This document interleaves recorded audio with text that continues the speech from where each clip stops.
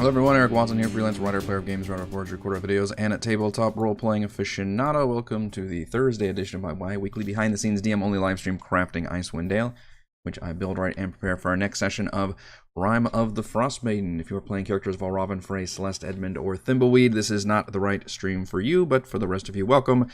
There will be lots of spoilers.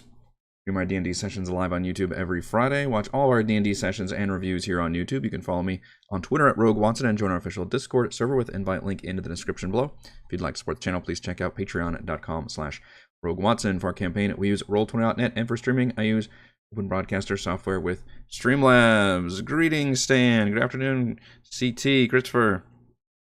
Please give Chris a big thumbs up for his running of Storm King's Thunder. I always do. He did do amazing. I've always maintained that my favorite. I don't know if I actually even like Storm King's Thunder that much as a campaign. I think it's really messy, and it's really bizarre. And the Dragon Heist does this as well, where they create mutually exclusive content to where the story is meant to not use. You're meant to choose paths. In this case, you're meant to only pick one of the big, grand, awesome, like giant dungeons to even run. I think you always do the Storm Giant one in the end, but. I always thought that was bizarre, and the whole game is very odd. It's just very much running around doing things. But yeah, the way the changes he made, the enhancements to the story, and focusing on a lot of character developments that we had were all absolutely wonderful. So I agree, but definitely huge thumbs up to that. But it is a tricky, daunting campaign to run, I think. I, however, am running Rime of the Frostmaiden, which is not quite as tricky from a content standpoint. It's all obviously an Icewind Dale, but it's the biggest changes I've had to make are for the main story. I've really had to kind of twist myself into pretzels in order to make the main story work and double down on like the Arcane Brotherhood and create a through line between the beginning of the story, which is all kind of the Dwergar threat, and then we transition into worrying about the Auril, searching for the Arcane Brotherhood, and the fact that the Arcane Brotherhood actually inadvertently started by finding Ithrin buried in the glacier. They kind of provoked Auril's ire, and that started the entire everlasting Rime problem. So it all is kind of linked together, and the Dwergar are basically just opportunistic villains that worked out well as early game villains. Currently, my players have taken control more or less of its ascendant, so they are now in possession of their own little alien nautiloid spaceship, and their next destination is going to be with the Goliaths. On Monday we talked about Wormdoom Crag, which I can kind of go over a little bit again, but mostly we're probably going to talk about the second half of the Goliath journey, which is going to be Sky Tower Shelter plus implementing content from the Wormdoom Hunt, which is on the DM's Guild by Dan Kahn, and I've pretty much gutted everything about that mission except for the actual maps, which I will be using. So at Wormdoom, we've got the Chwingas, which will follow certain players around and try and get them to roleplay or interact with them, and if they do, they will end up with a reward, possibly a supernatural charm that they can use. If not, then they don't get any reward, but that'll only be for while they're in Wormdoom Crag. When they arrive, the Goliaths here will be playing the Goat Ball, which you can't see it right now because it's supposed to be an elevated platform. I guess I could create... Okay, I think I already did create that, actually. So if you end up going up here, you actually get to see out. There we go. That's pretty cool. That's the two-way dynamic lighting in action right there. So you step up, and now you can see out because it's 20 feet up right here. More importantly, Kapunuk is there. He will introduce, the party and basically thank them for showing up here. And a lot of the Goliaths, this particular Goliath tribe is fairly friendly, but still kind of isolationist. So they're not really super aware of what's going on. Kapunuk has basically told them, and they're all mostly incredulous about the things that he's gone through, and maybe they're thinking about sending out some people to 10 towns just to make sure, but Kapunuk definitely wants the players to be here so that they can corroborate his story about the Shardalin Dragon and the Dwergar and all these terrible things that have happened in 10 towns. And what I would hope is that the players take the initiative and really try and convince the Goliaths to like help out in like humanitarian efforts or whatever means they can, like supplies and just able-bodied people to help maybe build homes or something to help their kind of neighbors. And if they don't, then Kapunuk or the chief will certainly or Kapunuk will probably want to do that. The chief, however, will tell them that they are currently feuding with the other major rival tribe, which is the Sky Tower Shelter. I forget the name. I think that's one Akanathi, and these guys are the Thunlakalagas. I really got to nail down some pronunciation so I don't sound like a dumbass. So going to be ability checks for sports and such. One thing we could do is maybe try and develop a better system for that.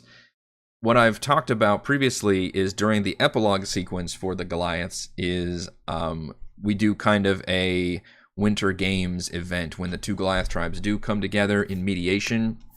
We can do a fun little Winter Games thing, and there's no real like stakes. It's really kind of just for funsies, but maybe they can win fabulous prizes or something. I don't know. But in that case, we can develop some more interesting games and have all these different systems and things for the players to do that are all sports related, because that's what, especially this tribe of Goliaths, are all about, being sports jocks. For the initial games for Wormdoom Crag, I don't know how advanced I want to get because I've got plans for a more advanced one later. What's written is kind of disappointing. It's literally, well, I did talk about this. So what's written is that everybody, oh shoot, is it not, where is it included here? I know everybody makes an athletics or acrobatics check. Maybe it's, okay, here it is under Goat Ball. To determine the outcome of a Goat Ball game, which it's supposed to be 2 teams of 4 each. You can obviously play around with the team numbers. Have each player in the game make a strength, athletics, or dexterity acrobatics check and add up the totals for each team, and the team with the highest total wins. It's pretty much the easiest baseline, hey, I hope we roll really well for that, which is fine, I guess. There's not even like a series of games, though. It's just like you play the one, and that's it. So, obviously, I hope that the players can embellish that in some ways.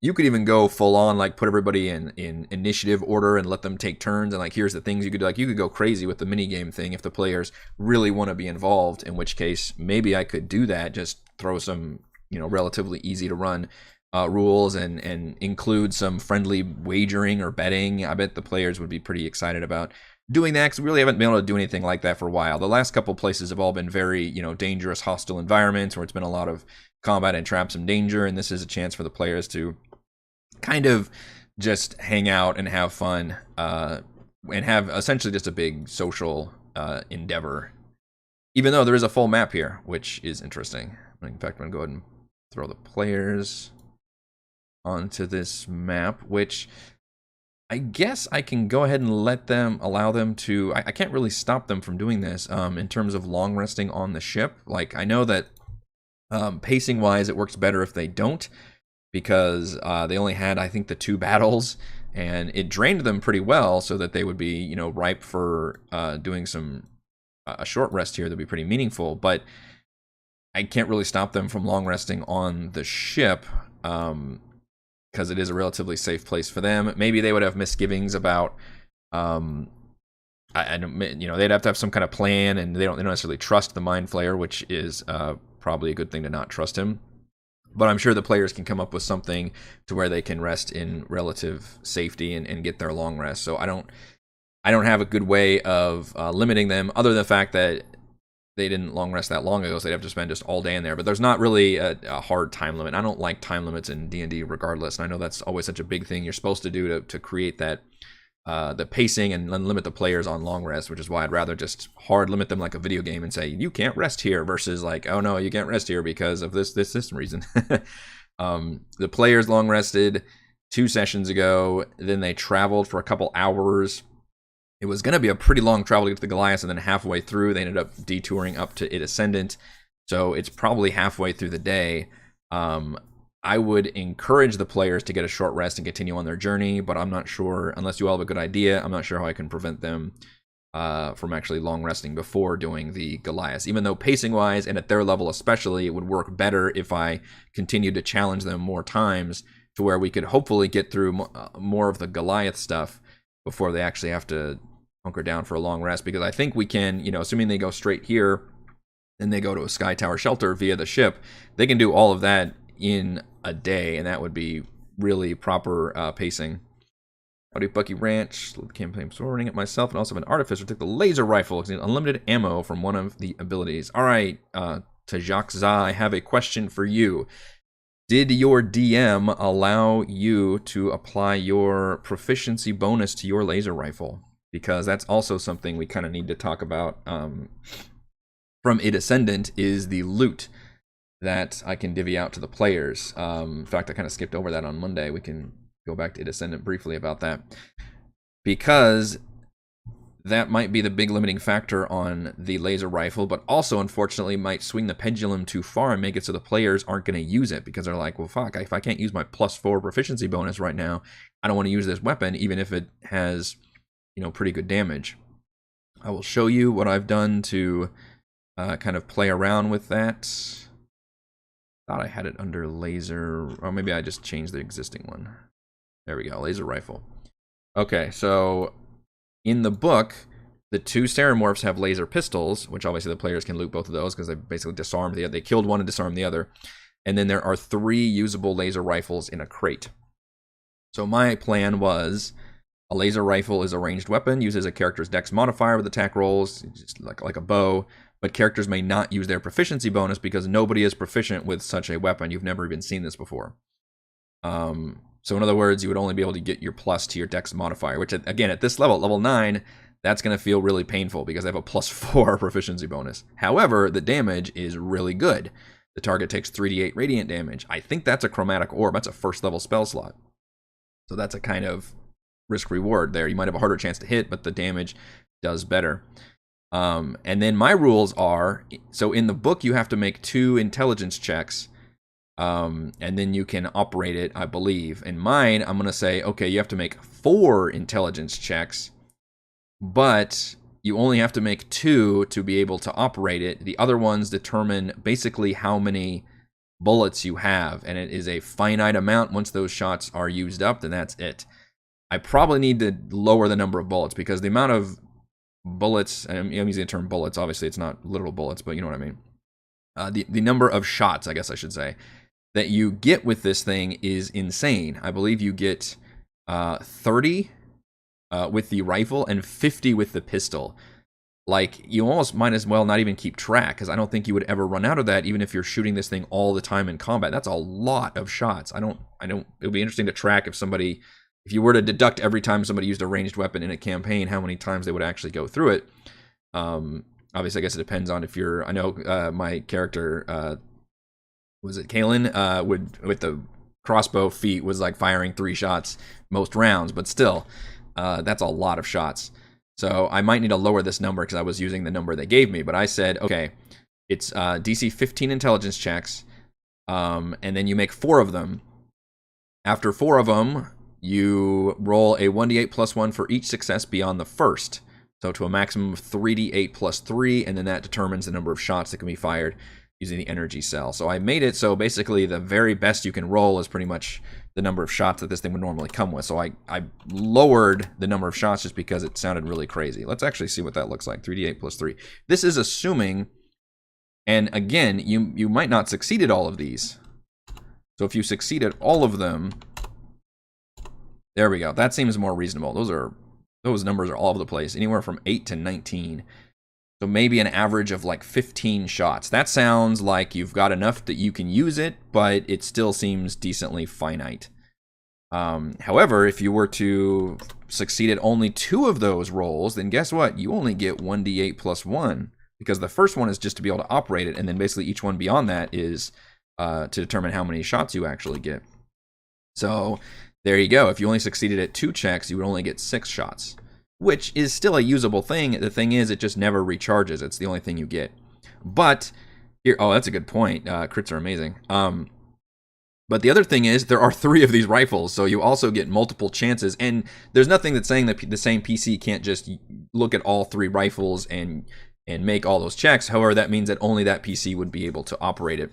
The weird thing is, the rules that I've got means that the first person who looks and does all that determines the actual shots, which means I would have to do a weird thing where if somebody else wanted to use the laser rifle later, they would have to make the rolls, and then that means they could end up with more shots, maybe, because maybe they just may be able to fiddle with it and end up with more shots, which could happen, I guess. It's a sci-fi weapon. They can pull shots out of their ass when it comes to it, so it's kind of weird that the shots can be a bit nebulous, because it's not an attunable weapon, so it can actually be switched around. But the bad thing is, I don't think my players would take advantage of that. I feel like I would need to have more strict rules if I was playing with players that were really like, oh, well, we'll just pass this thing around and everybody can make shots. I probably need to have a rule where after the shots have been determined, then that's it. That's how many shots it has. Somebody else would still have to then make the 2 checks to be able to operate it. But just the first time somebody examines it, looks at it, that's how many shots it has. So that would probably be the fine print that I would need to add to it. And then the pistol is similar, but the numbers are different. It does less damage, but has a chance to have more shots. So in this case, it's the same intelligence checks. It's the same 4 checks, but then you get to roll a 1d10 plus 2 per success beyond the first one to a max of 3d10 plus 6 to determine the number of shots, but it just does less damage. It does 3d6. So if you were to, example, succeed on 2 of those, 2d10 plus 4, then that would give you somewhere around like 15 shots from a laser pistol. So again, you don't get your proficiency bonus, so you're only looking at, you know, what's the average dex of these. I mean, obviously Thimbleweed's probably got a +4 or +5, so he would be the best recipient for using this since he's the ranger. Yeah, he's got a +5. I was thinking about at one point making a rule where you could use intelligence instead of dex, but it is still a rifle. Like, it's not just a targeting computer. You're having to shoot people, so that is dex. I mean, Edmund's got a +2. That's not bad. The nice thing is dex is an over I don't know what the word I'm looking for, but it's probably the MVP stat for D&D because it's initiative, it's armor class, it's ranged weapons. You know, it's a lot of really important saving throws. Like, nobody dumps dex if they can help it. Like, it's just really, really good. Unless you are just a walking tank with a lot of armor, in which case you're accepting that as a pretty nasty disadvantage. But nobody wants to dump dex, so everybody's going to have a pretty decent amount. Actually, Celeste probably's got great dex too. Yeah, +4. So it might not be the end of the world. Like, a lot of people could use these, and I'm not restricting it to, you know, having to have certain stats or anything. Catch up on the chat for a second. Again, last might be interested in helping 2 towns exchange for metal items. Let's see if there's their own smiths. They actually do have their own smith. That's here in W3. A renowned smith, in fact, who perhaps can enhance Frey's axe with another enchantment, but that would be the culmination of her helping the Goliaths and getting that quest done. I agree. Storm King's Thunder was fine. I think, obviously, Chris did a great job with Storm King's Thunder and made it awesome, but the actual campaign as written is very tricky. It has been a few sessions since Goats. There's no goat in this one, is there? They've been dropping the ball lately. We've been making jokes about how there's been goats in like every single map and dungeon area, and now no goats. There's Chwingas in this one, and I believe there's obviously griffins at Sky Tower Shelter. No goats.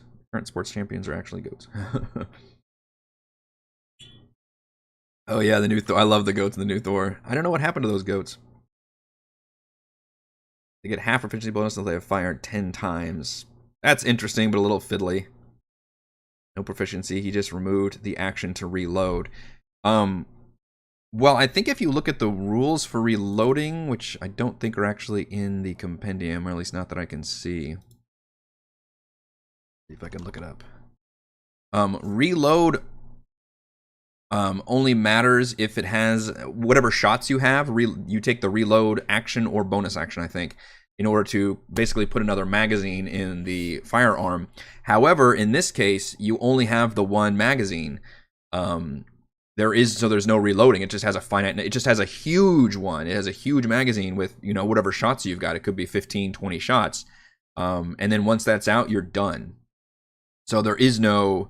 So I don't even think that's a DM thing to remove the reload. I mean, technically it has the reload function, but there is no reload on it. I guess the only way you would do that is if you, I guess if you were carrying multiple laser rifles, or maybe the players decide, okay, I'm going to inspect all the rifles. I'm going to look at how many shots each one has.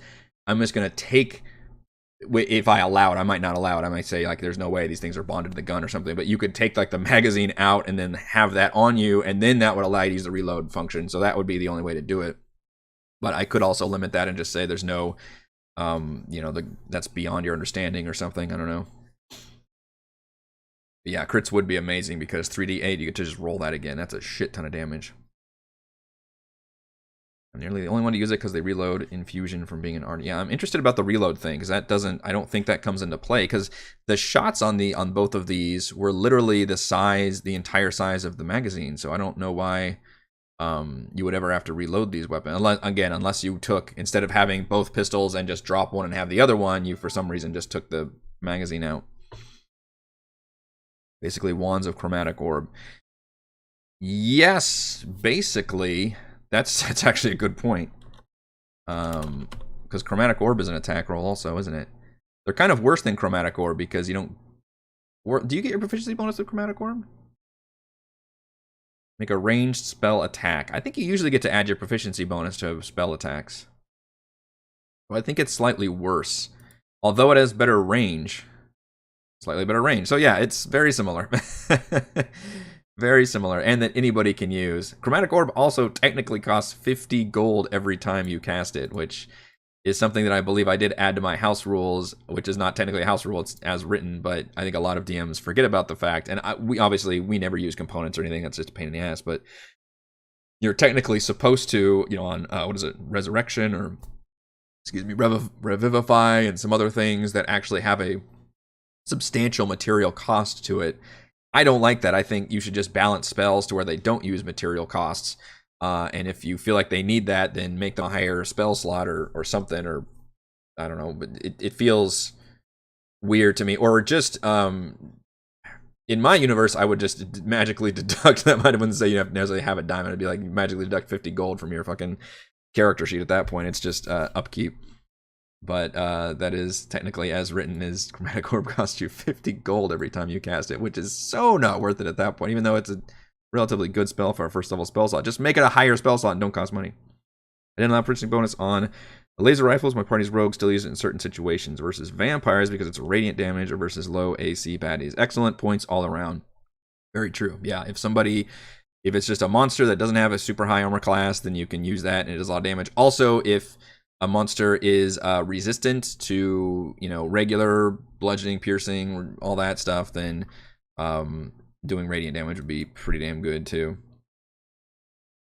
I think it was a bolt action rifle or something. It was a bit ago. Yeah, that's not the case. From what I understand, literally because it doesn't say it here in Roll20, but I believe a pump loaded shotgun for an energy cell.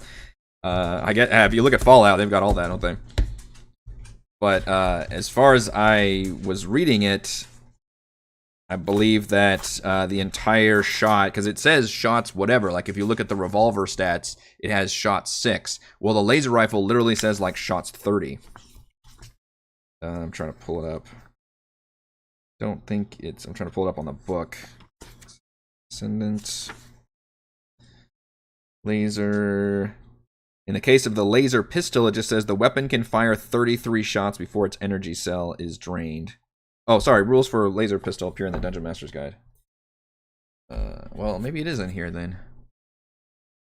If we can... Let's just search laser. There we go. Okay. I want to double check. I might be making all this information up. Yeah, so look at this. Well, shoot. Is it cutting off? I don't know if you can see maybe I can reduce the size of this window. There we go. I don't want to cut this part off.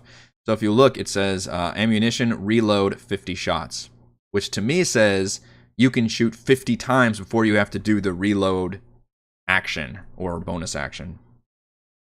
Yeah, it says action or bonus action. A limited number of shots can be made with weapon as a reload property.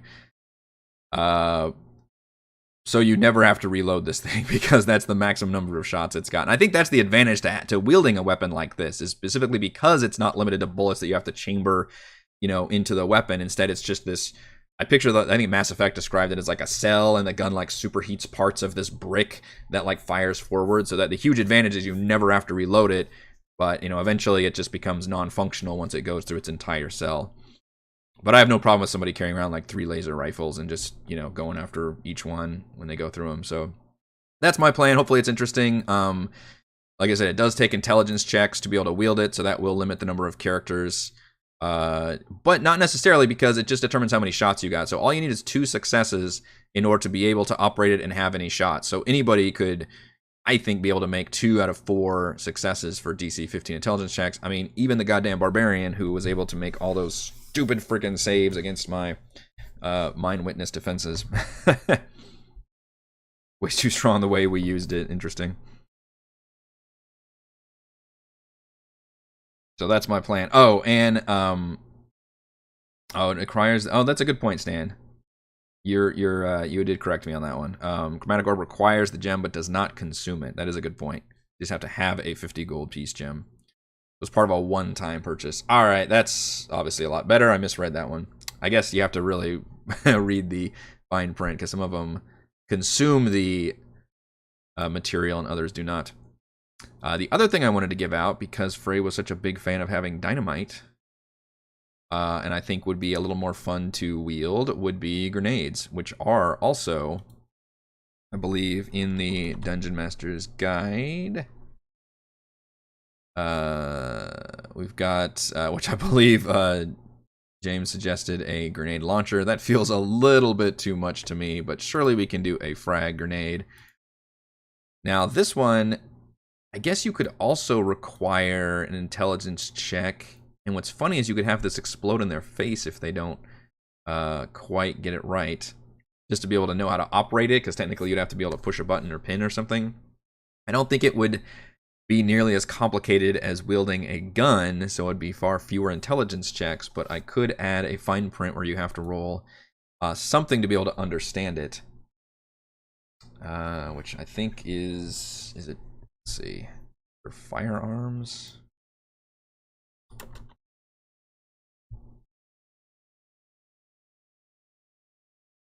Not quite. There's a rule for understanding like modern era equipment or something. It's in the Dungeon Master's Guide somewhere, 260 something, I believe. I only know that because I've been checking it a lot lately. Let's see, firearms, munition, burst fire, reload, explosives, which is literally pretty much the same rule as the dynamite. Would it be considered alien technology? A character must succeed on a number of intelligence checks based on the complexity of the item. 2 successes for a simple item, and 4 successes for a complex item. So in my case, technically it is 2 successes to be able to wield a rifle or pistol, but it requires more successes to be able to get as much ammo in order to get more juice out of it. So it's basically how efficient you are with the weapon. So I could rule that the grenade only takes 1 success to use properly, and then maybe add some rules where if you fail badly enough, not only do you not figure it out, but it blows up in your face.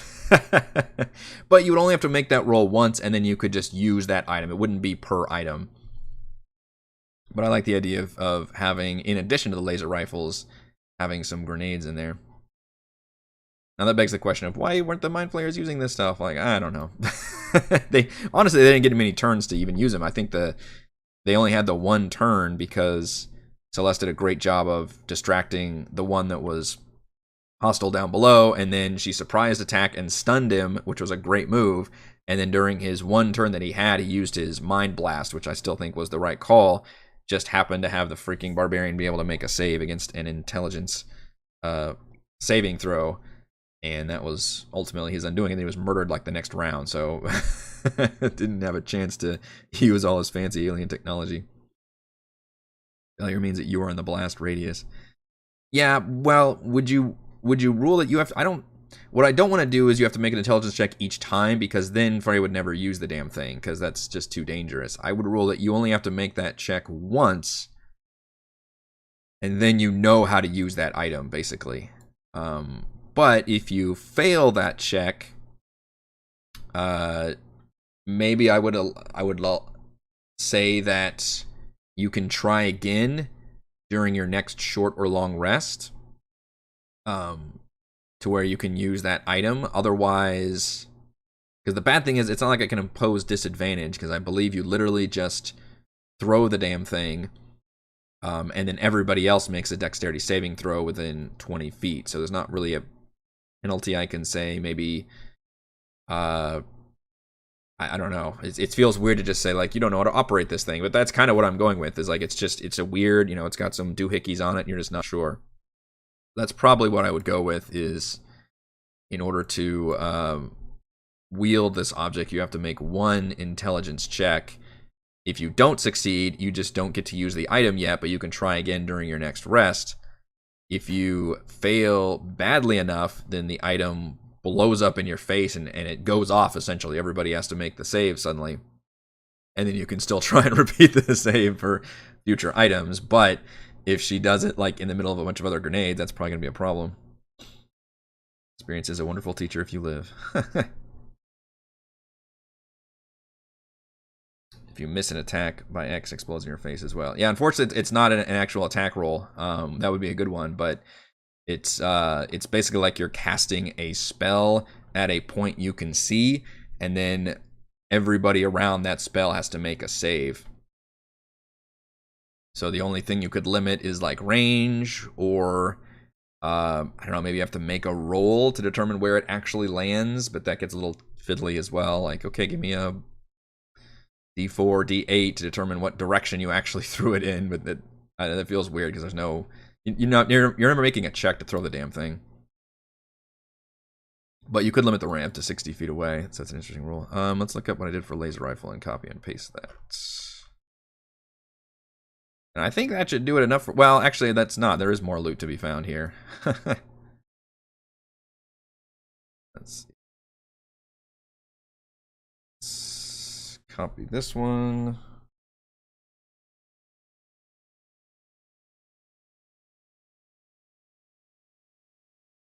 Understand a weapon of advanced alien technology. A character must succeed on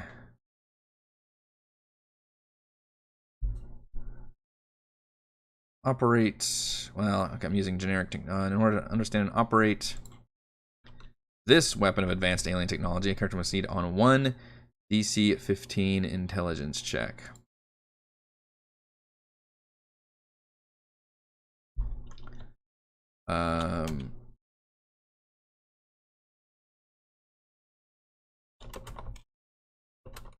One success means you can operate any weapons of this type.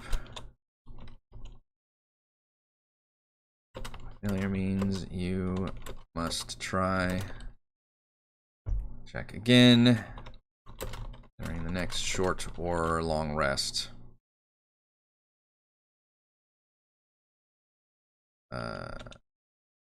You fail by, or really if you just get under 10, I think, which would be pretty, probably going to happen for the barber. Although then she could make, one of her other checks. This is a case where you could use Bardic Inspiration. There's different things you can use. Fail by 5 or more. Grenade explodes in your face.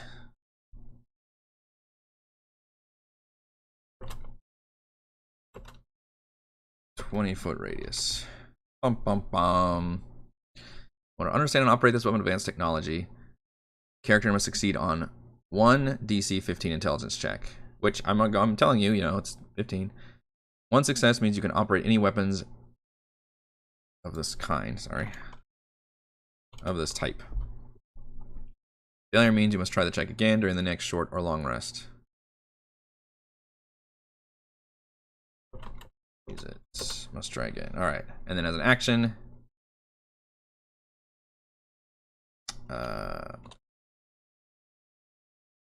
once learn how to, this is assumed.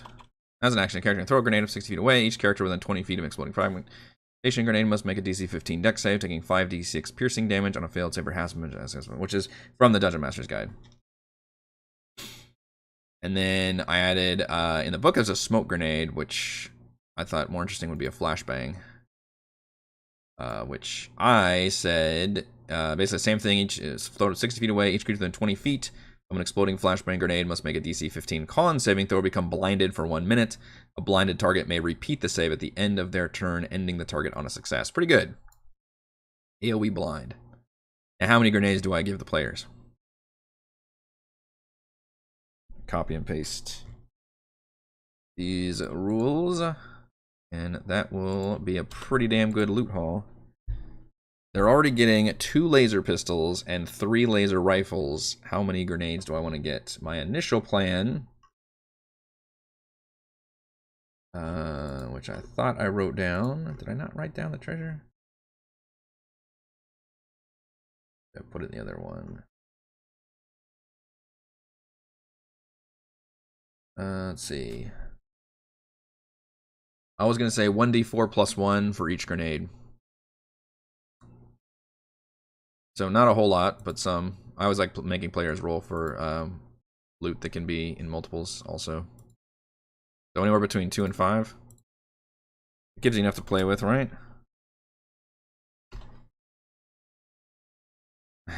There you go. That's a pretty good amount of grenades. Now, it doesn't have the cool dynamite thing where you can tie them together and go, although I'm sure my dear players will try and figure out a way to do that. I just combine all of them more. No more than 10, yeah. So I think that's good. 1d4 plus 1 of the frag grenades, and 1d4 plus 1 of the flashbang grenades, which technically has a chance of getting 10. So I think that would be, which is a lot of grenades. Or you have a chance of getting 4, anywhere between 4 and 10 total grenades. Half which do damage, and half which have a blind feature, which blind pretty damn strong, by the way. And I think my players already have good ways of doing blind anyway, because I think it's the Chardolin arrows that Thimbleweed uses that does blind. But I don't believe they have an AoE blind. And that's not all. There are more loot, which I could use or not use from Id Ascendant, because there's already a lot, and I already said I don't need to give my players that much loot. But I like it. I know my players do. If you look at the actual... So one thing is, one of the Ceramorphs carries a pacifier rod, which I was going to picture as like a stun stick, although... I don't think did I actually make that one? Maybe not. Let's actually click it, see. Okay, this is what I redid this one. The original one is... using an action to press the button causes the rod to emit a chirp. Any creature within 30 feet of the rod that isn't deaf and has intelligence of 3 or lower must succeed on a DC 13 con save or be incapacitated for a minute. But then there's a 25% chance the rod just breaks. Seems pretty strong. You can basically knock out any beast of intelligence 3 or lower, which is kind of scary because I think we determined the Remoraz actually would qualify as this, and that would be fucking terrifying to me if the players were able to pull that off. So my idea was instead to make it like a stun stick, like a cattle prod, basically, which is you have to make a melee weapon attack without proficiency bonus. And I could do the intelligence rules for this one as well, even have to operate this thing. If it hits, the pacifier rod deals 1d6 lightning damage, and the target must make a DC 13 con save or be stunned for 1 minute. Stunned being not quite as bad as incapacitated, I think, although I've complained before about how there's just too many conditions. Incapacitated is can't take reactions or reactions. Nope, I'm wrong. Incapacitated is not as bad as stunned. Stunned is worse. Stunned is you're incapacitated and attack rolls against you have advantage, and you automatically fail strength and dex saves. How? Okay, I hate the fact that incapacitated means you can still move. You just can't take reactions or reactions. Whereas stunned, you are incapacitated, can't move, and only speak only falteringly. So I actually made that more powerful. Maybe I should change it to incapacitated. Target can repeat the saving throw at the end of each turn. And then I added upon a critical hit, the target automatically fails the save. On a critical fail, the wielder must make the DC 13 con save or become stunned to themselves. I'm probably going to change that to incapacitated then, because I thought stunned was not as bad. Or I could just not give them this because it's already probably too powerful. But they do have to be in melee range and succeed on a melee weapon attack without their proficiency bonus.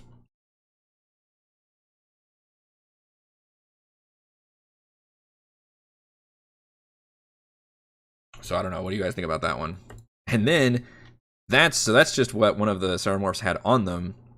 And then there's actually a proper loot table with things that they can get, which is in one of the back rooms, which I like the alien flavor of these things. There's Eyes of Minute Seeing and Helm of Telepathy. This thing is full of loot. Why would the rod do damage? That's a good point. I could have it not do damage. Maybe it does like 1 lightning damage. I don't know. I mean, I feel like if you're getting struck by that, you would take some damage, but maybe not. You're right. We can eliminate the damage. It hits. Okay, let's eliminate the damage, see what that looks like. It hits the target, must make a DC 13 con save or become incapacitated. So the only thing I'm changing then is the fact that you have to make a melee weapon attack versus just turning it on and having it affect. Well, actually, I'm changing quite a bit of it, aren't I? I'm changing the fact that it's not just beasts, though. I could make it so it's just beasts. Or I could limit it to humanoids. No, but they're not just dealing with... Well, they kind of are just dealing with humanoids for the most part. That might be too limiting, though. Or I could just not do it because the players have tons of tools as it is. So this one is any creature within 30 feet of the rod. So in my case, you have to be in melee range. And this one is only affects creatures an intelligence of 3 or lower. So in my case, it would be a melee weapon attack without proficiency bonus that still has to hit. Which for most people is going to be, what is just their strength modifier. Target must make a DC 13 saving throw or become incapacitated for 1 minute. I could say it has to be a medium or smaller target, or I could say that if a target is large, literally of the larger or bigger size, then maybe they get an advantage on the save because it's harder to take down a bigger creature.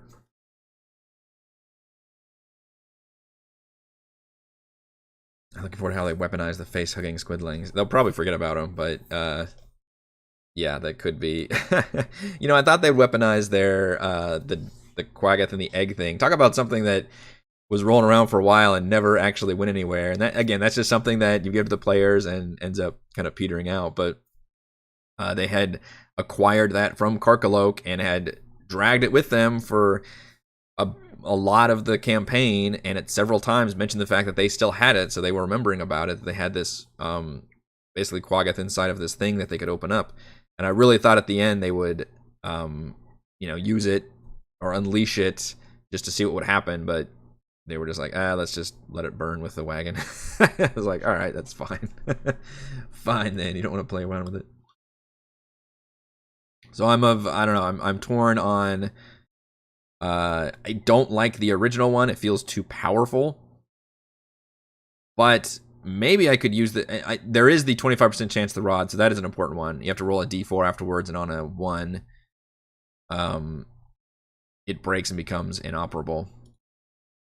So that's pretty big too. You wouldn't use it willy-nilly. Each action, roll a 1d4. On a 1, the rod breaks and becomes inoperable. But yeah, I could add the provision that maybe larger creatures have an advantage on the save. Yeah, players have so many ways to like debuff creatures as it is. It just makes me nervous to give them another one, which means maybe I won't. I'm of 2 minds of that. They're already getting pistols. They're getting the laser rifle. They're getting the grenades. And I could give them the damn other loot that's in this table, which is the Eyes of Minute Seeing and the Helm of Telepathy. I especially like that the Helm of Telepathy is a slimy coif made from a living space slug. I like the fact that these are very like organic, gross things you don't necessarily even want to touch, but yet they give you cool magic item benefits. Telepathy 1, you have to attune to it, but while wearing it, you can use an action to cast a Detect Thoughts spell, I believe as much as you want. It's like at will, which is pretty big. I think that's a 2nd or 3rd level spell. 2nd level. And then if you're focusing on a creature with Detect Thoughts, you can use an action to then cast Suggestion to target that creature, and then that you can only do once per day. But obviously Suggestion is a very fun, cool spell.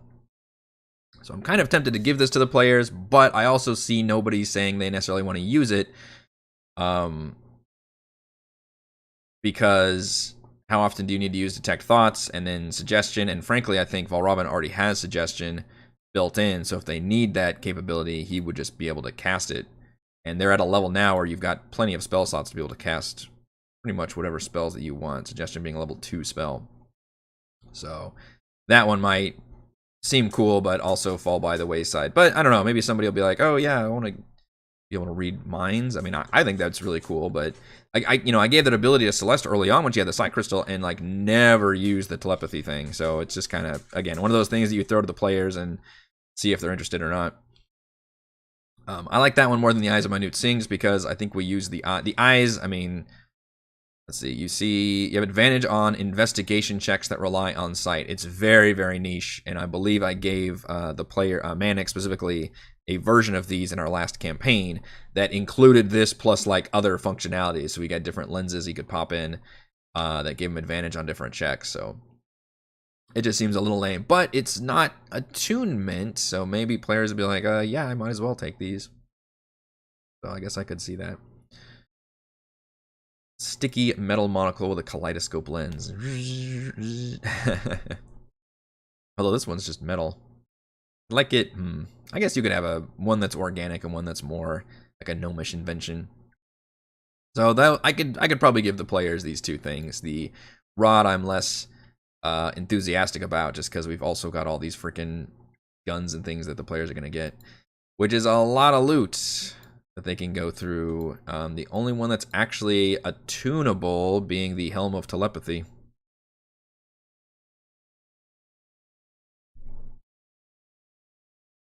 Why would the rod do? Yeah.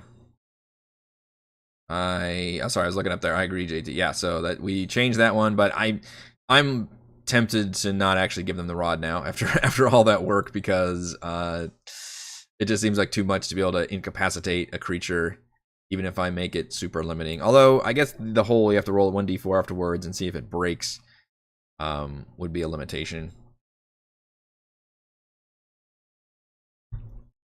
And the fact that you have to make the roll without your proficiency bonus. Another thing you have to use without proficiency bonus. Man, I said we were going to talk about Sky Tower Shelter. We haven't even gotten there yet. Holy crap. So Sky Tower Shelter. I think I need to work on the dynamic lighting of this map. Maybe you could include a random encounter with griffins. I don't think they're meant to attack the party, but they serve as a warning for sure. Let's see. To the mountains.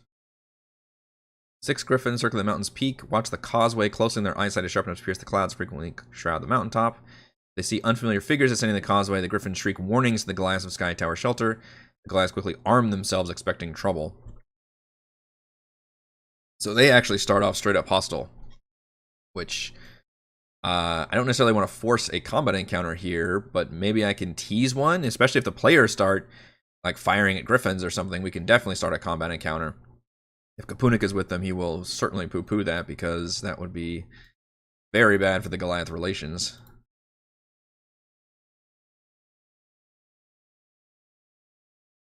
Stuff that way. I guess we roll hit points. And but I don't want this necessarily to be combat. This should be just a tense social scene as the players meet a Goliath tribe, which is not so friendly. And dynamic lighting, because I believe this one has the same problem the other one as being dark. And the players are supposed to mediate a truce. Yeah, it should not be that dark. It'd be kind of dark, but not that dark. And they will be able to do that by going on another mission for these Goliaths. Copy that. Yeah, good old-fashioned monster hunts. Alright, so I'll light it up there. Light it up there. Light it up there. This is still lit up back here. Okay, so that's all light. This should be light, but this is probably less light. Yeah, so let's make that a 2020. Another campfire right there. There. Okay, so I think that should fix the lighting problems. There we go. That's actually really lit up. Probably more than I meant it to be. Did it get darker in here? Let's see. That light lights things up pretty well. It's a little dark in some places.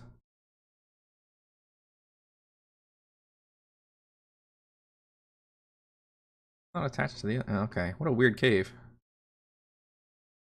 This one's not as well built as the other one. That's a whole path, and then this is a whole path. So this should be... I think this is... I need to use the two-way dynamic lighting here. Monster hunt with new laser rifles and grenades. Yeah, I know. I'm gonna throw a Rimmeraz at them, so it'll be all good. This can be a fairly darkened path down here. Well, that's a weird effect, I guess, because that's the light coming from the other one.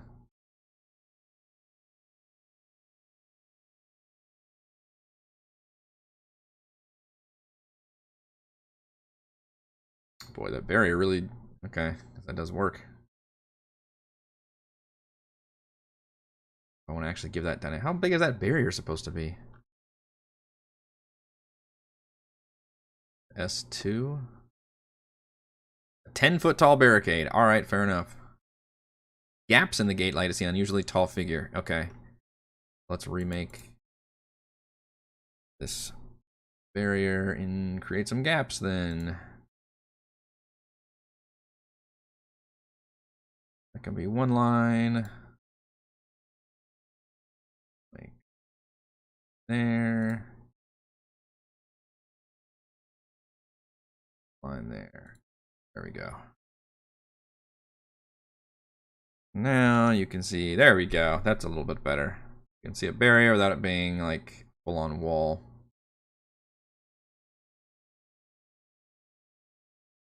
I mean, maybe it'll start off as combat. I don't know. I thought the players want to be more diplomatic here. And what is going on here? S7. This is Shrine of Strength and Honor.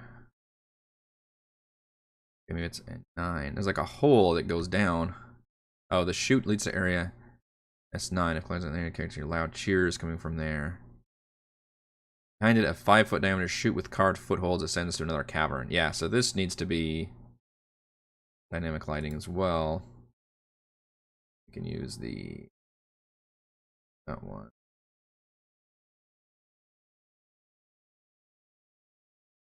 Kind of do it like that so you can kind of see something going on there. Okay, so now let's see if that fixes. So from here, there we go. You can kind of see a little cliff without seeing beyond it. And if you do go beyond it, you can see, although you wouldn't really be able to see because it's still a chute, so it's actually not two-way. I don't think, or is it? Is it supposed to be a cliff? Or is it a wall? Or does this really matter?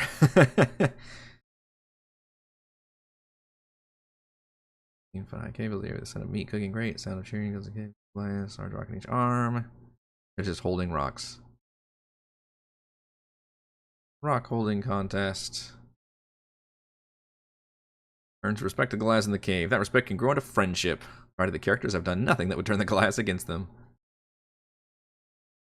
Which is just rolling continued athletics check, which is pretty funny. I like that the DC starts at 5, increases every minute. Like that's it's almost like a drinking contest, but just holding rocks out.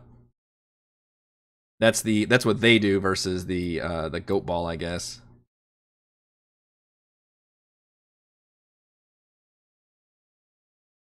I'm gonna do the join the clan thing to fray. So I've talked a little bit about on Monday's stream about how perhaps one of the chieftains will recognize the axe that she's got and say, like, that was my son's axe. What are you doing with that? And then, she has a chance to explain herself. And then perhaps at that point, we can have one of the Goliaths even challenge her to, like a wrestling match or something. But then, regardless of that, the chieftain will say, you've all done much, and maybe you've earned this, but you need to be seen as a Goliath in our eyes. So you need to go through that tunnel that's in Wormdoom Crag, which they have to make I think it's a wisdom save and a charisma save in order to make it through successfully.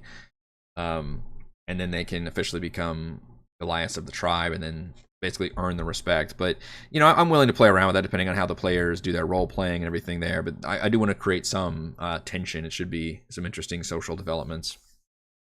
When they get to this place, however, the tension will be that the Goliaths are very hostile to outsiders, especially if the players start mentioning the fact that they're here on behalf of the Thunkalakaga tribe. Then that would make them more suspicious, and they'll just have to deal with that social scene of trying to mediate, because our goal is not to defeat, one Goliath side or the other.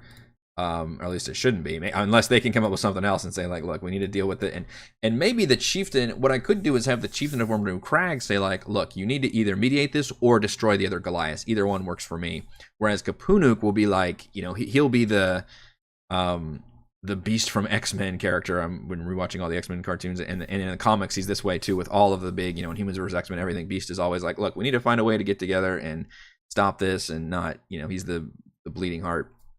And he will be the character who's like, no, I don't want to go to war with, my fellow Goliaths, even though they're a different tribe. I would rather see us come together. And, I've proposed doing a big Winter Games festival like we used to do in decades past.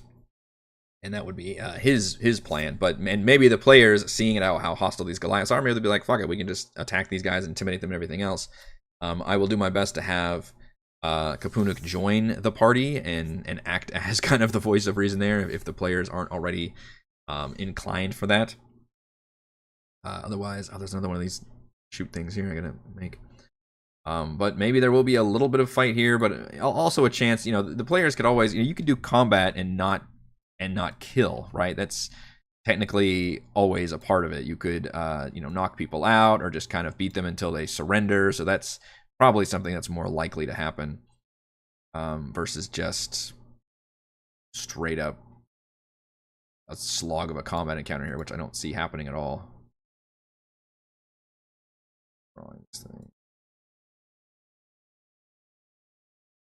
Go. And then there's a little bit where they can technically learn about griffins and help with griffins. Then we could do a little thing about griffins over here and help them out. But otherwise, they'll just learn from the chieftain. They'll get like the other half of the story, which basically both Goliath tribes feel slighted about this event that happened in the past, and it's why they're at each other's throats.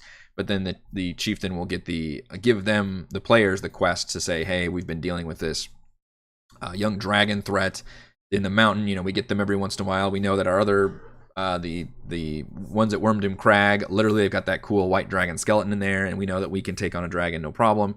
And they've been sending, they sent a force of their strongest warriors up there, and they have yet to return. That was a couple days ago, or maybe a week ago, I don't know. And so they'll send the players up there to basically investigate and see what's going on there. And then as if they said that if they do that, then they will agree to the mediation by doing that. Or you can kill the other Goliath tribe. But basically I'm giving the players a way to solve this quest in the best possible condition and still give them a pretty fun monster hunt adventure on top of that. But we've got plenty more time to talk about the Goliaths. It'll be interesting because, when we're dungeon crawling or we're fighting, you can kind of anticipate how long it's going to take. But when you've just got a bunch of social scenes set up, I have no idea how much progress we're going to make. So it'll be very interesting to see if we make it through all of Wormdoom Crag, or if we're just still discussing things at Wormdoom Crag. Maybe we make it to Sky Tower Shelter and have those scenes.